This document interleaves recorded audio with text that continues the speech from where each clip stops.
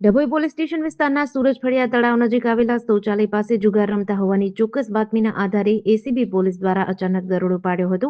આ કાર્યવાહીમાં 8 આરોપીઓને જુગાર રમતા ઝડપી પાડ્યા હતા.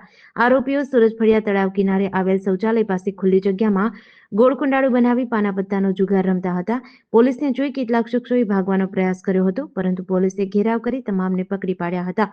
તમામ આરોપીઓ વિરુદ્ધ ડભોઈ પોલીસ સ્ટેશન ખાતે ગુજરાત જુગાર પ્રતિબંધ અધિનિયમ કલમ 12 તથા સંબંધિત કલમો હેઠળ ગુનો નોંધવામાં આવ્યો છે. હાલ સમગ્ર મામલે એસીબી વડોદરા ગ્રામ્ય તથા ડભોઈ પોલીસ દ્વારા તપાસ હાથ ધરવામાં આવી છે. દરોડા દરમિયાન પત્તાપાના વડે જુગાર રમતા કુલ 8 આરોપીઓને રંગે હાથ પકડી પાડ્યા છે.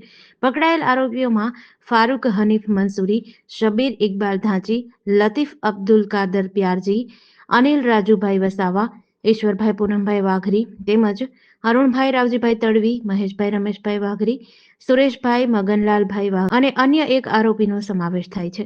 જેડીસી ન્યૂઝ સાથે નિરંજન ચૌહાણ, ડભોઈ.